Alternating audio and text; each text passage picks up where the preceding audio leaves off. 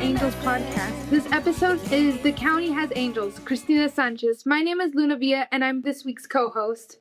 Hey, and I'm Aaron Sutliff, the Division Chief of the Protective Order Unit at the El Paso County Attorney's Office, and also this week's co-host. So, Luna, I think I've met you a couple of times before at a couple of work events, and it seems like I may sort of know your mom from somewhere. I'm trying to place it. Yeah, I think you do know my mom. It's her name on your paychecks, Christina. Oh, okay. Christina Sanchez is the El Paso County Attorney and also my mom. Yes, it's all ringing a bell. Although I was thinking about, I don't think I get paychecks anymore. But anyway, the point is made. I get it, Luna. I can't wait to talk with Christina. But first, I wonder if you'd tell us a little bit about yourself. Okay, well, I'm Luna. I go to Radford School. I'm a sophomore. I'm 15. I enjoy doing art, and I play the oboe in my band. I'm in StuCo and NJHS. I have my pet dog, whose name is Honey, and I love her very much, and I also love my family in general. That is the best bio I've ever heard anyone read, so I love all those things, especially Honey. Well, let's get to our guest, if that's okay. El Paso County Attorney Christina Sanchez. She was appointed to fill the unexpired term of her predecessor in early 2024. Christina won the election in November 2024 and then took office on January 1st, 2025. Lots of dates here. Her time at the county attorney's office began in 2009 when she joined the office as an assistant county attorney. And she worked as a juvenile prosecutor handling complex civil litigation defense and acted as general counsel to the commissioner's court. Well, before that, she graduated from Burgess High School, attended George Washington University undergrad, and graduated from Texas Tech School of Law, guns up. And just to throw this in there, she doesn't always include this in her bio, but she's an accomplished dancer, having performed in Viva El Paso and learning from the inimitable Rose Guerrero, and even going to Washington, D.C. to perform back in the day. Keeping you on your toes, Christina, welcome. Thank you. Thank you. I'm glad to be here again. So, third-time podcaster interview with me, and it just is great every time. Thanks for being willing. Thank you. Well, thank you for doing this and the opportunity to be here with Luna. I'm throwing Luna, the great co-host, into the mix just to keep you on your toes. She's got the hard-hitting questions.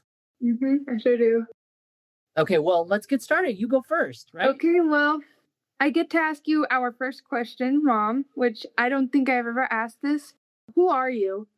Who am I? Well, I'm Luna and Leo Villa's mom. I am the El Paso County Attorney, and I am somebody that loves El Paso very, very much. That's it? We're done. Okay, podcast over, right? Luna, we get a chance to ask follow-up, so keep I'll keep on bringing the questions. Okay, then. Our second question is... No, wait. Sorry, Luna. Let's drag a little bit more out of your mom about who she is. So she said something about being a mom. So can I take the first follow-up? Is that okay? Yeah, sure. So, Christina, you're a mom to a boy and a girl, or a young woman, a young man. Can you talk about differences and how that is for you?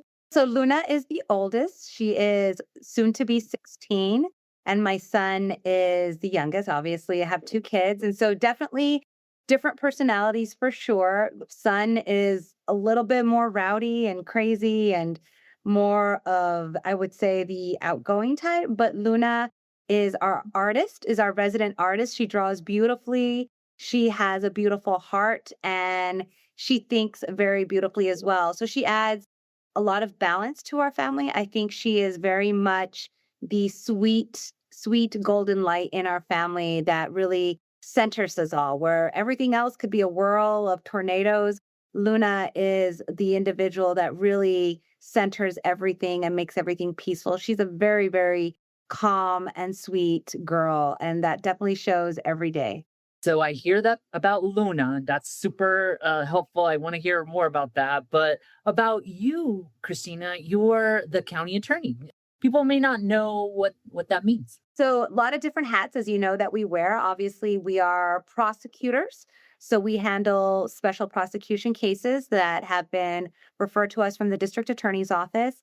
We also handle juvenile cases. So anything that comes in between of a child between the ages of 10 to 16 involving a penal code offense. We handle protective orders on behalf of individuals, regardless of their immigration status, that walk through our door.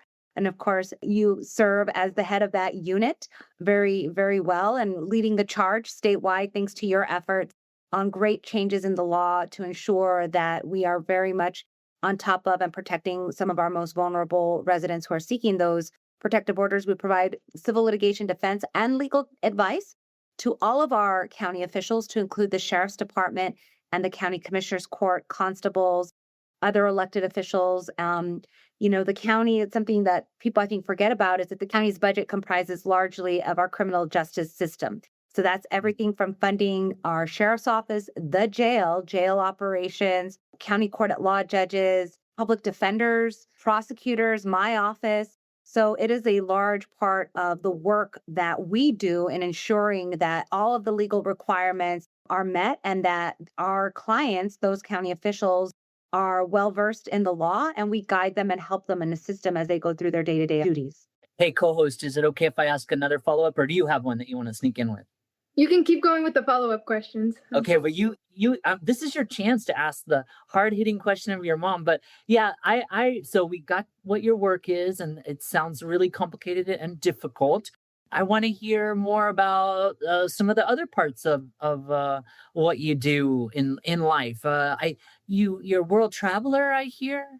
So we've traveled as a family. We've gone to Italy, Rome, Florence, Venice, which was all very beautiful, very fast, but such a beautiful and we're very lucky to have had that opportunity to do that. And then we just recently came off of a trip to Europe again. We went to Paris for the first time, visited Omaha Beach. So Normandy, visited the American gravesite, the museum there, which was very beautiful, very moving.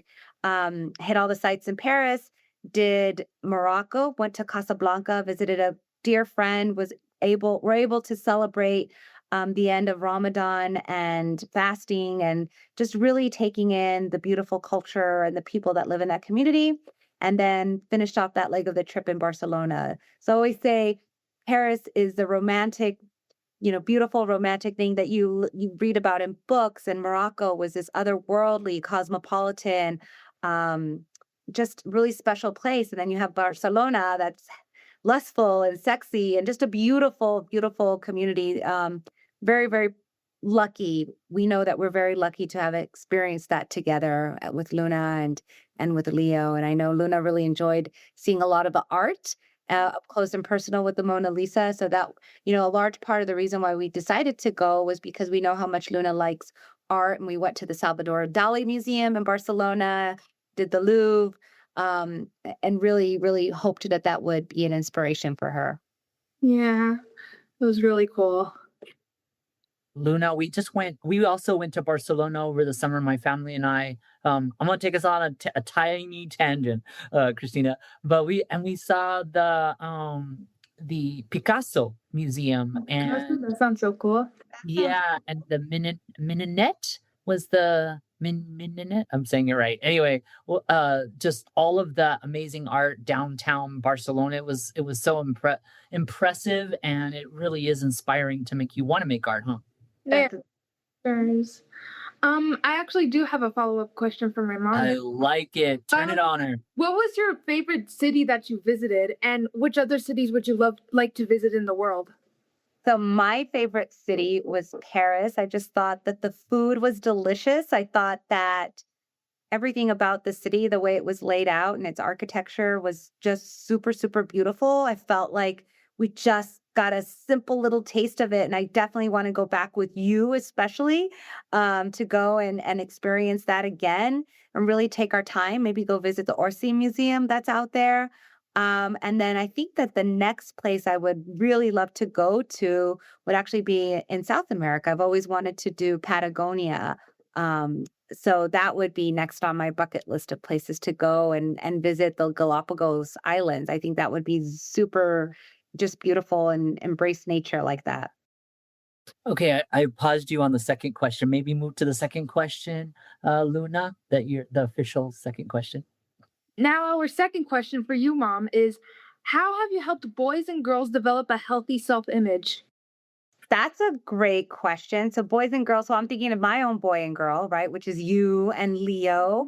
I think for me, to build a healthy self-image is to give you all a lot of confidence and Mm, hopefully a lot of positive feedback and reinforcement and to guide you guys on your day to day and to give you your space and to give you your space to grow and to figure things out on your own and hopefully not to be a helicopter mom or overly bearing with you.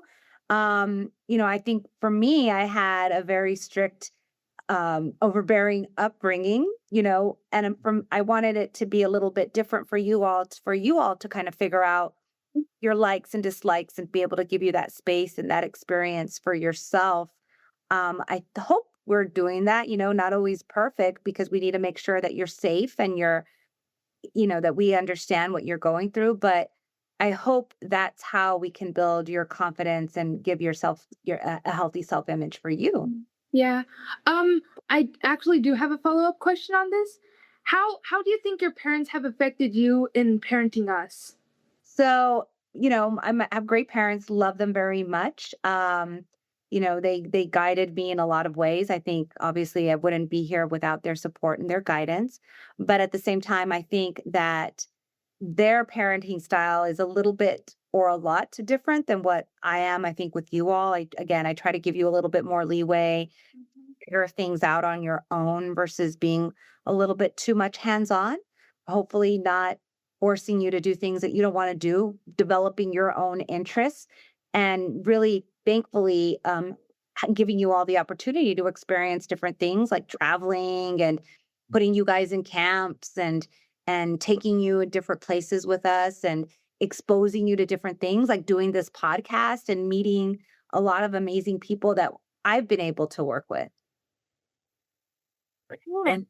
And Christina, I'd like to ask you. So I hear the steps you're taking with your own children, but as a leader, as the county attorney in El Paso, I think your footprint, in a stylish shoe, but your footprint is large when it comes to addressing things like teen dating violence or just kids that are in we'll say ICE custody, for instance, or things like that. So, can you talk a little bit about the steps you've taken in those areas? Sure. So, the privilege that I have in the work that we do is it really touches all aspects of the El Paso County community to involve current events as well. I will say this though, that a lot of the work, and I think when you talk about touching people, I definitely give all the credit and the kudos to the colleagues that I work with who have been experts and the trailblazers in this field, such as yourself and others that have been really have developed those relationships for years, right? And have exposed me and have educated me to understand that being in this position as the county attorney means something. And it only means something if you're able to highlight one, the work that we do, and to highlight the work and give props to the work that others do, such as our partners with Jennifer Ann's group, right? And with the Center Against Sexual and Family Violence that have taken on the charge to ensure that we do not forget the victims. We always remember Jennifer Ann Crescenti and her memory and what it means to come together every year to honor her memory and to recognize individuals who continue to do the good work on behalf of teen dating violence victims.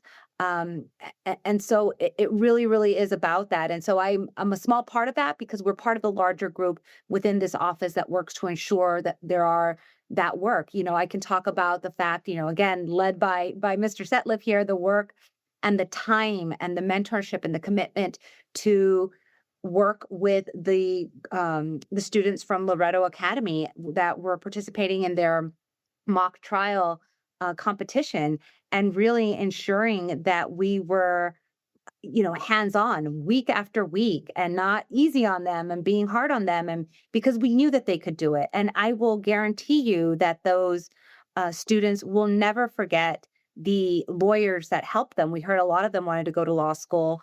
And I think hearing from you and from some of the other lawyers at the office that served as the coaches giving them that critique, giving them that confidence, and giving them that feedback, that is an experience that they will never forget. So for me, I do think about a lot, whether I'm in front of the camera talking about a case or whether we're attending an event that's on behalf of teens or teen dating violence. I am the prosecutor on juvenile cases as well. That is not lost on me. We know that some of the victims are teens, most of the victims are teens, but also the perpetuators, the juveniles themselves are teens, and the oppression that could have. And so I think we do a really, really good job of ensuring that we keep that connection going and make sure that we do leave a impression on those students. One of the things that's important to me, as a young person that was growing up, I always thought I wanted to leave El Paso, never to see the light of day here. But as I've grown older and have been in this position now, for me, it has very much been the fact that I don't think I would have gotten the same opportunities anywhere else, I think, in any other community other than in El Paso. And that was because when I was young, I had people that encouraged me and believed in what I could do, and gave me that confidence. And that made a world of difference. And I think now I hope I can share that along the way with the work that we're doing. And also when we have interns and when we have individuals that we come to talk to, that I always keep that in mind, that these are going to be the next generation of leaders for this community. Yeah, it's Christina, it's like the actual work you do on teen dating violence, that's sort of super obvious that affects kids, right? But also just the leadership in the community, in all of those ways you've just described, being sort of I don't want to oversay it, but a beacon for people to look at and watch and understand that's proper behavior. And, that seeps through our culture and our city in ways that we don't predict for years to come. Right. Right. Right. That definitely leaves an impression. I mean, I never forgot about those people that were like, here, you can do this. Why not you? We need you to come back and to really be that next generation of leadership. So that is definitely an impression I would never forget. And hopefully, and it's always in the back of my mind as to who takes over next. Mm-hmm. Hey, this is the part where I get to turn to my co-host.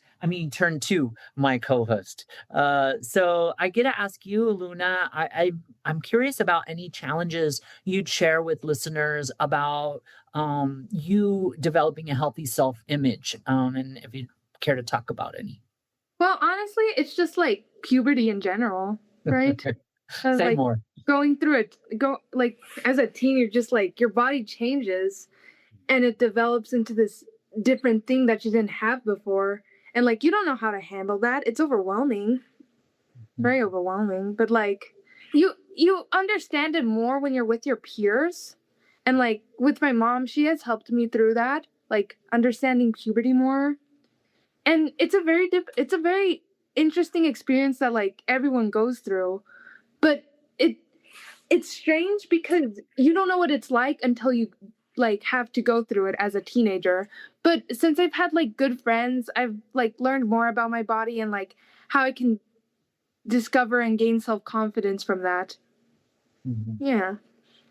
I love that one. No one has said that yet, and that's so good. And maybe it's because the other co-hosts have been a little older, but yeah, I've always felt like, well, I'll just talk for myself. Growing up, I always felt like I was some sort of like growing up like body, but still a little kid, especially around like 14, 15. You're like, I still like to play with cars and G.I. Joe. Okay, I'm saying too much, but like, like you feel like a kid still, but now you've grown, right? Yeah, like you're technically like an adolescent, but you still feel like you're in that like child mentality. And I don't think that goes away when you turn 18, obviously. You just like mature as you grow. Like new experiences make you mature. Yeah, and you talked about a couple of strategies that you have taken on as you've sort of grown in that way. Do you have any other strategies that you'd share with people?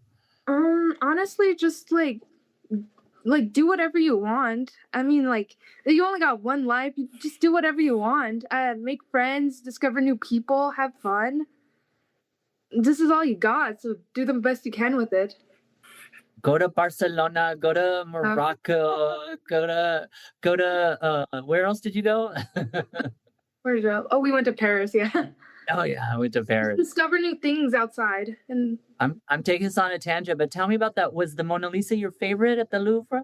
no, honestly, I think it's overrated. It's It's a very little bit of cool. letdown. Yeah, Yeah. but it's like only because of like what has happened with the story and like how it was like stolen by thieves and like all this like yeah, all the scandal and whatnot. That's what made it famous. But like in the same room as the Mona Lisa, there's like this other big painting of like it's like similar to the Last Supper, but like larger in detail and size, and it's beautiful. I think that Yeah, was on that other wall, right? yeah on the other wall. I love that you noticed that one. That was actually my preferred one over the Mona Yeah, Lisa. The Mona Lisa's like this big and yeah, I know it's yeah, so whatever. small. Okay, so let's get back on track because I took us off track. I'm sorry, co-host, but No, co-host, I think you have another question that you're gonna yeah, take on. and this is our last question, which is a combo, and I'll I'll answer first, and then I'll pass it to my mom.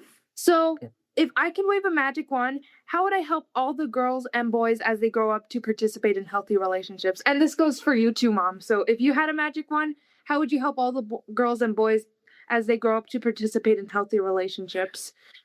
Well, do you want me to answer the question first, or do you want to answer the question first, mom? I'll let you answer it first. Okay, well, if I had a magic wand, I would help boys and girls like socialize more with one another and discover new things that they like and try different things. Make new friends in general because friends personally have like helped me so much. Like being myself and finding other kids who are just like me has helped me discover myself more and be out there more. And that's what I would do in general. And what would you do, mom? I think it's probably the same in line with yours, but to really have confidence in yourselves, right? Because I think it's really hard at that age. Because I remember what it was like being at, your age. You're worried about school. You're worried about pleasing your parents. You're worried about, does anybody like me or find me attractive or wants to go on a date with me? So I would definitely say just to have confidence in yourself. And I would say that that's probably the quality that I know you say you talk to your friends about it, but that I admire most about it with you because I see so much self-awareness and confidence in you. You are very self-disciplined. You know what your work needs to be done and you get it done. If you need to call a friend for something, you'll call a friend. If you need to call us for anything, you do that. And for me, I I wish in so many ways I was more had the mentality like you did when I was your age because I think I over worried and was concerned about trivial things that and I don't want to say that they're trivial because when you're at that age it does matter a lot, right? It feels like it's everything. So I don't want to diminish that, but I would hope that kids would have most that self-confidence and I would hope that they would also quite frankly practice more kindness and grace with one another because I think it's really you're quick to wanting to establish who you are and how cool you are and all of those things and I think along in the process kids can be unkind to one another and hard and every kid at that age every kid is going through something whether it's at home whether with their own self-confidence um and so that's what I would hope for more kindness and grace and confidence I think but I see a lot of that in you and that makes me proud and I think that's probably why I would pick those qualities because I see how well you do and it makes me very proud. Thank you. So we're writing. I'm gonna write down at the end of the season all the magic wand answers, and I think it'll start to be a manifesto for us. You don't change things unless you name it and wish for it. So just because I say it's a magic wand, maybe it's a magic make it happen. So yeah, we'll be taking these great ideas. I like both of those answers. Um, do you have any other follow ups, Luna, co-host? Honestly, no, just like be yourself. If I had a magic wand, I'd just make everyone be themselves and live out their true selves.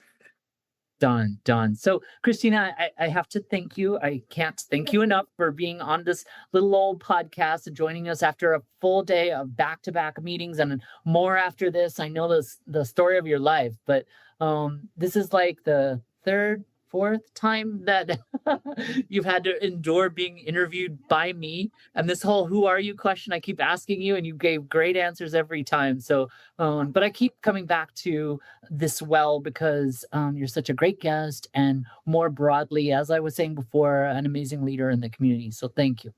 Thank you. Well, thank you for doing this. I hope people listen because everybody does. I'm excited to hear the other podcasts from the other students and to hear what they're saying. Because I think everybody has something important to say, and I'm glad people feel comfortable. I think you make people feel very comfortable to speak their truth in a lot of ways. And so thank you for doing this. Hi, it's Vera Chacon, Angel on the Street, and I want to talk about my plans for after graduation and how I'm preparing to close a chapter on my high school career. So graduation is coming up this early May, and honestly, it doesn't feel completely real. It's like you've worked towards this goal for so long and suddenly it's right here. There's a huge mix of emotions. I'm a bit excited, nervous, stressed, but I'm really proud of everything it took to get here. But at the same time, I'm not sure about everything yet. Graduation can really affect how you see yourself, I guess. For so long, being a student in the same environment with a familiar routine and the same people, it kind of becomes part of your identity. And when that ends, it can feel like you're being pushed to kind of redefine who you are. It's a really strange feeling, actually, realizing that something has such a huge impact in your life. And it's a bit exciting, but also a bit nerve-wracking because you're still figuring out who you are out of that title and role. Right now, my main focus is just getting through these last few weeks. It's exhausting trying to balance everything, but there's also that constant reminder in the back of my head that the finish line is so close for me. And, staying on top of these assignments, not falling behind, putting in that final effort to finish strong becomes the priority for me. It's that feeling of when you're really tired, but at the same time, you can't really slow down. At the same time, I'm trying to be more present and more active in these last few moments, especially with my friends, my families, in class, and just taking in that reality that this chapter is coming to an end. Looking ahead, college is the next step for me, hopefully. And, there's still some uncertainty about where exactly I want to be, but, I think having an interest for me, especially in political science and a pre-law path, kind of gives me a direction into where I want to go. So even with everything perfectly planned out, that's okay, I'll figure it out. Growing up, I guess, is about figuring things out and, learning from experiences along the way, adjusting when needed. And that process is going to continue shaping how I see myself. This transition to college is going to be a big change. It's going to be a new environment, new people, and a lot more responsibility, which is pretty intimidating. But it's also an opportunity to grow, to challenge myself, and to kind of build independence. It's kind of a chance to step into a new version of myself, even if that version isn't fully clear yet. Overall, graduation is both an ending for me and a beginning. I'm closing one chapter, but starting a completely different book that's going to help shape my identity and my self-image. Going and graduating isn't just about finishing school. It's about stepping into a new stage of life and slowly becoming who I want to be. For now, my goal is, just to keep pushing these last few weeks and give it everything. But after that, it's really about just moving forward, continuing to learn and seeing where this next chapter leads me. Anything else you want to add, Vera? A special thanks to Jennifer Ann's group for supporting this project. Want to know more about the amazing teen dating violence prevention work that Jennifer Ann's group does? Head to jenniferann.org to find out more and then follow them on Facebook and Instagram.